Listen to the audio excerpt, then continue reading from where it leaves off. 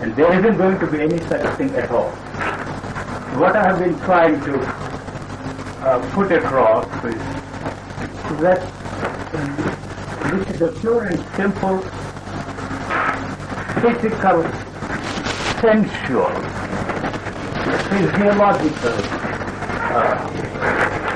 living of the senses, that's all. It has no religious content whatsoever. I don't know that it has nothing to do with the practice of our virtues. And it is not by due steps that you are going to arrive at some place. And you can have any number of skeletons in the cupboard, and that's not going to stand in the way of your being yourself. In fact, I have quite a few, and I committed all the 7 deadly sins, and that's not going to be in the way of your being what you are. The acceptance that what you are is more important than what you want to be. There is no oughtness about this, but just the easiness. It has nothing to do with the religious practices at all. I don't know how I can transmit this, the feeling about the whole business. So I'm not a philosopher, so I'm not expounding any philosophical or metaphysical problems. It is not a question of suggesting ways and means of how you must conduct yourself, and that is for the ethicists and the religious people. It has nothing to do with any of those ideas and concepts you have about that thing called enlightenment. Enlightenment, if I may use that word, it's a silly word as far as I am concerned. It has no meaning at all. It's just accepting the reality of your everyday life and everyday things. You can't do anything about it. Just accept that. Not you accepting, so that will disappear, or some transformation or mutation, or God knows a radical transformation is going to take place. Nothing of the sort. If you believe in somebody else, it's your phenomenon. I'm going to say this till I drop dead. That's all. Just living the life of senses, you see. Just to leave the senses to live their own life, I will put it that way, not you. And let the sensations operate. That to me is the only way. There is no other way.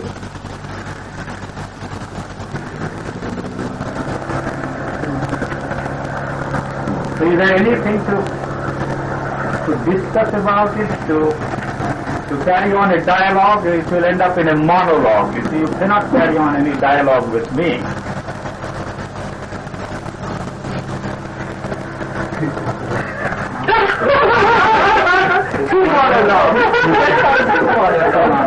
Come on, oh God, what's he got with him?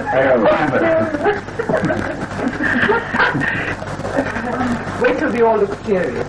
Trying to figure out what serious people are? No. Must go back next time. That's why you have to wait forever.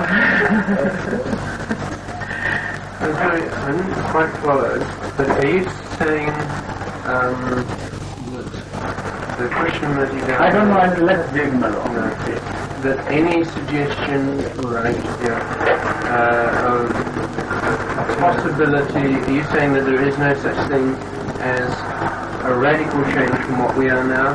That you see, that I, the center, entity, or what a mind, whatever you want to call it, is a thing which cannot be transformed at all because it doesn't exist there.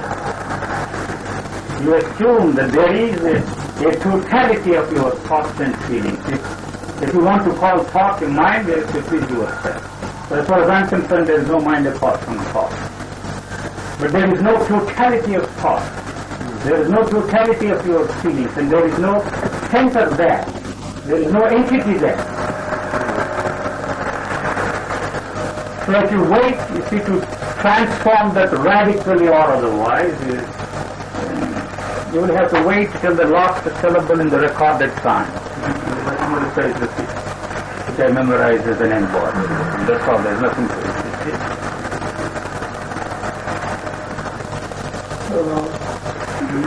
Good. So that's enough. But I think there might be a point where you do suddenly accept yourself in this way. It is not a question of you accepting it, you see. If you accept it, it is only with the idea of doing something about that. I have to use the word accept in the sense that it has to accept itself that there isn't anything that you can do.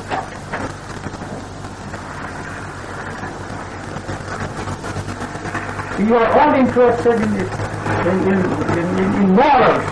We leave that to the moralists. We are not interested in that at all. To me, the questioning of your actions before and after is a moral problem.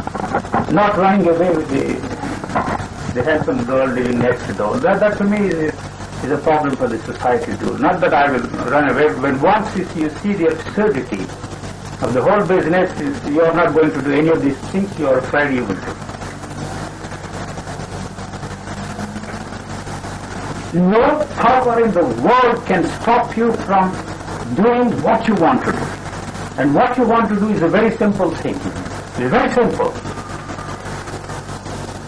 You have to find out what is it that you want to do, that's all. And how to do it is part of that. Questioning your actions, and that is put into our minds by the society. You question your actions. How am I going to act? What will be the outcome of this action? Will it go right? Will I get what I want out of this action? All that is a moral problem. As long as you think about these things, you create problems for yourself, which I call the moral problem.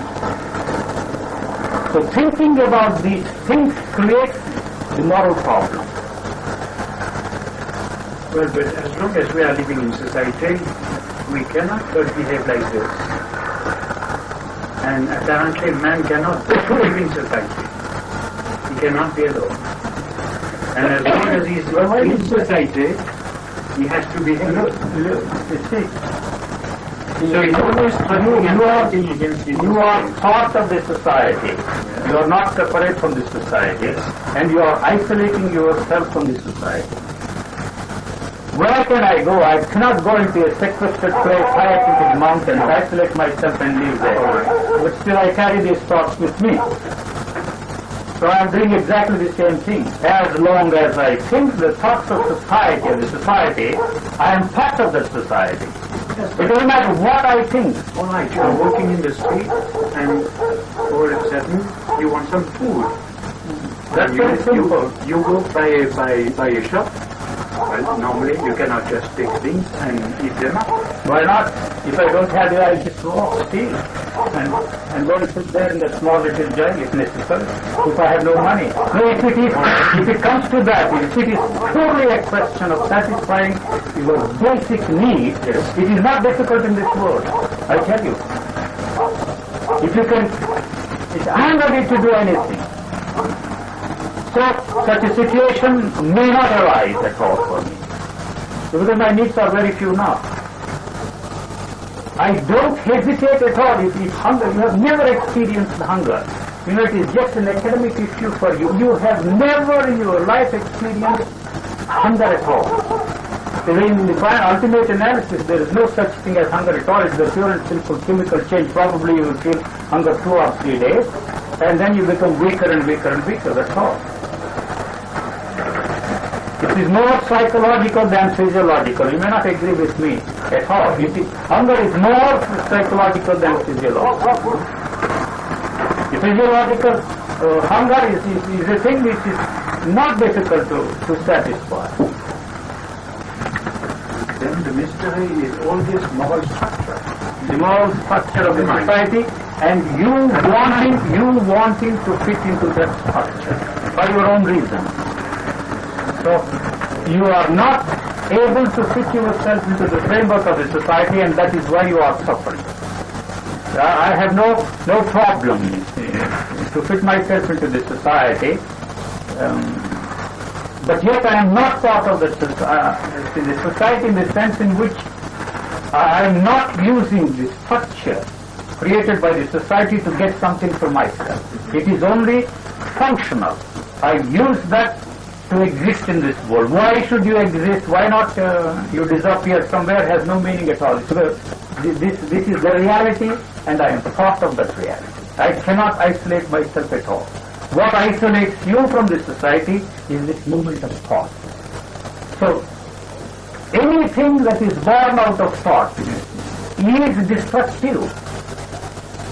In the ultimate analysis, it is going to destroy you and destroy the whole of mankind. Because it is protective in its mechanism. I have nothing to protect myself from or against it, you know. It is so vulnerable. It's just like, you see, the garden slug, the earthworm there, you see the car runs over, that's the end of it. Finished. If for any reason somebody liquidates me, that's the end of me. There is nothing to protect here. There is no structure which is interested in continuity at all. So this is a thing which you can't get from somebody. It is already there. It doesn't express itself because you are suppressing it. You are moving away from that to this structure of thought. There is something to get, something to achieve, something to attain. And that achievement, attainment, or whatever you call it, is always tomorrow. Time. Change is always time. Tomorrow I am going to be a marvelous man. It's fine. You see, do you want me to admire you for this? But we live in time. For that? But we are living in time. So what creates time? It is the thought, you see. Where is the need for thought there? It's only to change yourself into something. You want to change yourself into something. What is it that you want to change? This is my question. Can you locate it? Can you pinpoint that and say, this is it, and this I want to change into something else? That's why I always deal with the simple objects around me, the tree, the chair, the table, microphone there. That's all that is there. So I must first look at it before you say I do something about it. Change it into something, a better you, a marvelous you, a grand you, a religious you, call it by whatever name you like. What is that you want to change? Where is that you? And that you is just, you see, a second person singular pronoun. Second person, what is it? I don't even know the grammar. Second person pronoun, singular pronoun. Very much grammar is. And the other one is I, you see. That's all. That's also a first person singular pronoun. That's all there is to it. And what is so marvelous about it? The camera is I, you see. Man is I, woman is I, the tree is I, and mountain is I. That's all there is here. There's nothing else. There's no we. We? What we? Collective. Collective I is we, I suppose. When the I is not there, we also is not there. Well, when we combine our appetites or our needs, if we build a structure together in order to satisfy ourselves with something, to feed ourselves with, is that a different thing? I mean, I'm not with you. Put it in a different way. Everything that you're saying, I have felt and I agree with it. It's no question of agreement, it's just there. However, the complication comes, and when I try to combine me with somebody else. How do you combine? Through thinking. Common goal, no common goal. Common goal. Through some kind of... We want to build a house, for instance. Yes. Then person will That be way more I'm easily than one. That is all right, you see. That's not what I want to build a house, I need a money. Some money, so if I don't have money, that's the end of the problem. Or if I have the wherewithal to build a house, I go to a mason, I go to a carpenter, I go to an architect, I go to all kinds of people. And what is the problem about it? It is not a problem. Building a house is not a problem. There is always somebody who is ready to help you.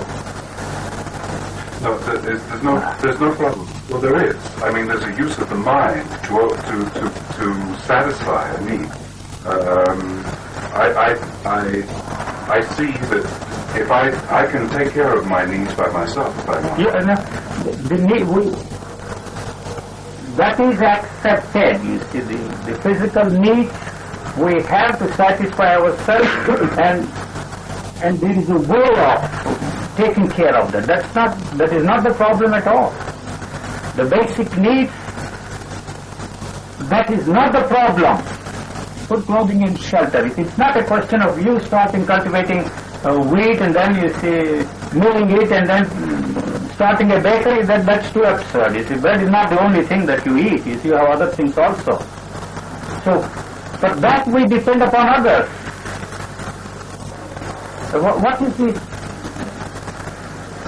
To exist means is to depend upon somebody or the other. Otherwise it's not possible for me to function. There seems to be some difficulty in establishing relationship with the people. That's right. No exchange. What creates this?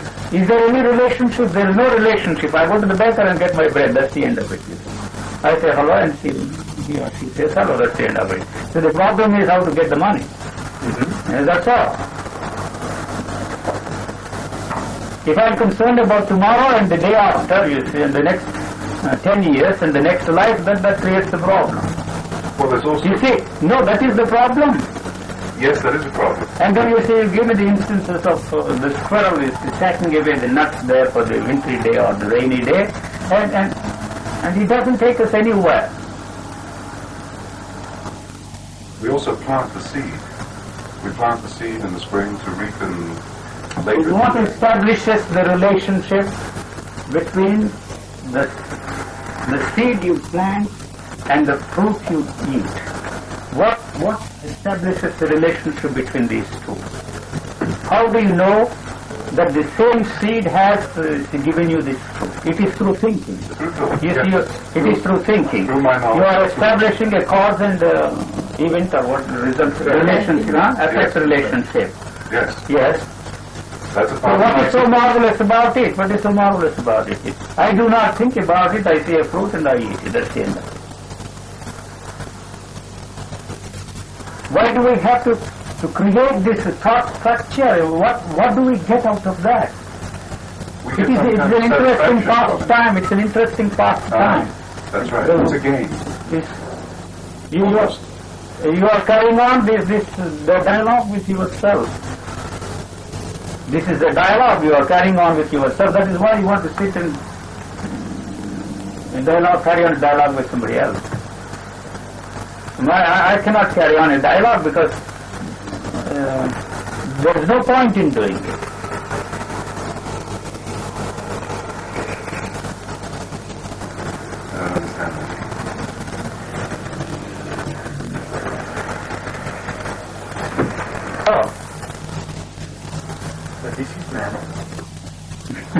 Yes, then what is the problem? What is there to discuss about man? To understand man? Yeah, but That is the condition you are describing, is it not the condition of the that is your condition. But what makes, I'm sorry, I don't want to be rude. What makes you think that you are different from the animal? Well, probably the... Yes, you are able to think, you see, but this thinking is more complex and complicated than the thinking structure in the animal. It has become very successful in putting man on moon, and before long we'll put man on Venus too. So it's 900 degrees for us. But then I would say... We'll find out something, you see, to protect ourselves against that heat. I read in the Crime magazine. I give my source. There's nothing marvelous about my... No, but apparently all the right. source of my knowledge.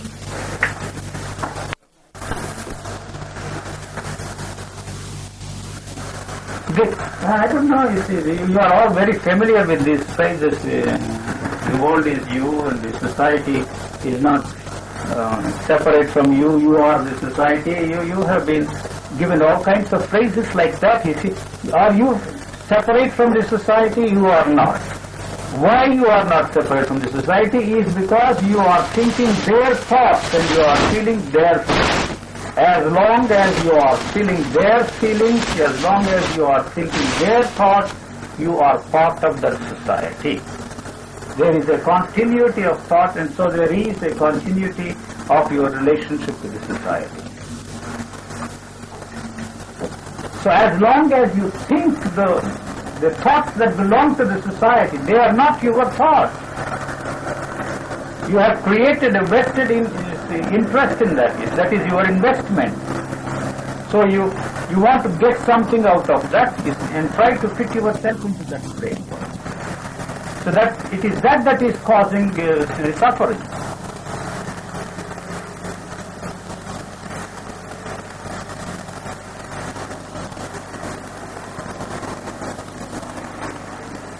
Is that enough, Christian? Still some more film. When you were talking about the animals, why do we feel that we are something different from the animals? Because You were gonna we go and think say that something. we think that we are different from the animals. But weren't you going to go on to say something? We think that we are different from the animals. I don't think that I am different from the animal, so all the animal qualities in me have disappeared. You become a human being for the first time. Is your yearning for the peace. So that has no meaning at all. It is superimposed on this by the society on you. The perfect man does not exist at all. It is a perfect man or a true gentleman or a religious man. These are all imposed upon you by the society to keep you in line. Otherwise, you see, you become a threat to the society. They don't want any disturbance at all. Do you want any change in your way of life? Your way of thinking, you don't want any change in your way of life and your way of thinking unless you are forced by the circumstances. Then you accept, like the crab. So you move from here and then dig yourself there and you don't want to move again from there unless something pushes you from there. That's the way we are functioning. So then what's the problem? You said it beautifully before. The animal wanting to be something is the thing that is preventing the animal in you to become human. That human thing is not a perfect individual. He has all the imperfections. There is nothing perfect about you. So you have perfect specimens of gentle, meek, kind creatures preaching every day about love and flowing of love from them. You see there every morning in the church, every Sunday at any rate. So what is the difficulty? We want to imitate. This is the difficulty. You want to imitate a thing which you do not know. As I was explaining yesterday, the sex is not possible. Why is it not possible? I described it. There is no building up here. But you cannot practice this, you see, as a means to be in this state. So celibacy, abstinence, continence must go. That is not the way at all. I am not recommending indulgence as a way of life, but that is not it. That is not the foundation for it. So what is the foundation? There is no foundation for it. It is not a superstructure, an edifice you build on some foundation. This is you don't know why this kind of a thing happens. So I distrust anybody who indulges in lyricism and describes these beautiful things in beautiful language without this alchemy of the chemical changes in your body. You can distrust them completely and totally. There is nothing to it. Anybody can memorize phrases, anybody can write poetry, anybody can read books and repeat. But this must take place. You see, the alchemy must, the whole chemical process of that human organism must undergo I don't want to use this, will begin to function in a different way. It's not because of what you do or what you do not do.